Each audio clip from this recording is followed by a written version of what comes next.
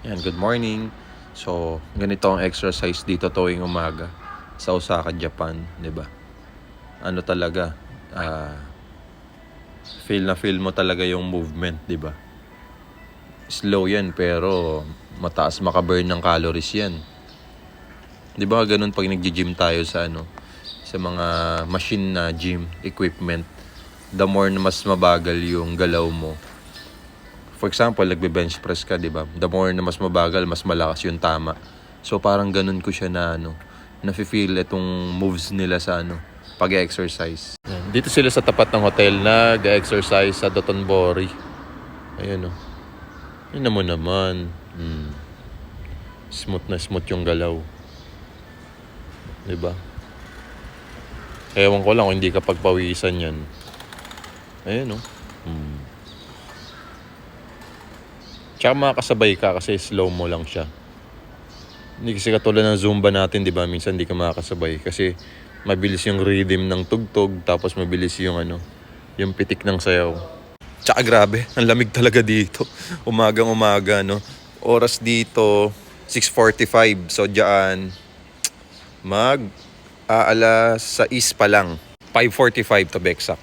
So masarap magbike dito, masarap mag-walking, mag-jogging.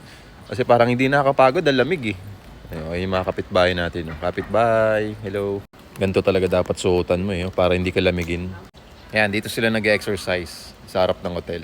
Ayan.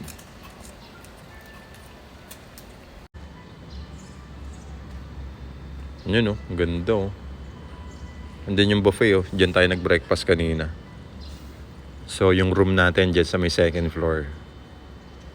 Sarap maging tampay dito sa Japan. Ang lamig. Parang hindi ka tatanda dito pag dito ka nakatira, no? So, napakasarap dito. Napakalamig. Siguro nasa 18 degrees Celsius ngayon dito.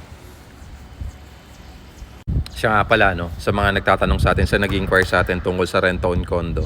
Lifetime ownership na yun and then walang hidden charges yun. And ang maganda nun, 2-bedroom ready for occupancy na siya.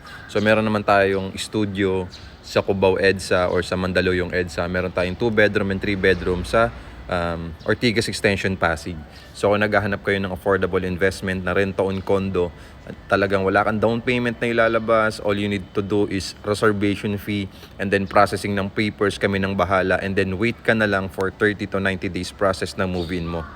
Ang galing, 'di ba? So kung naghahanap ka ng property for only 10,000 to 25,000 cash out only, follow me and message me at malay mo magamit mo na yung pag-ibig mo or makapag-bank financing ka na dito na walang nilalabas sa down payment. Ano maganda pwedeng gawin sa properties, pwede mong tirhan, pwede mong lipatan agad-agad kung nagre-renta ka, or pwede mong pa Airbnb or bed space.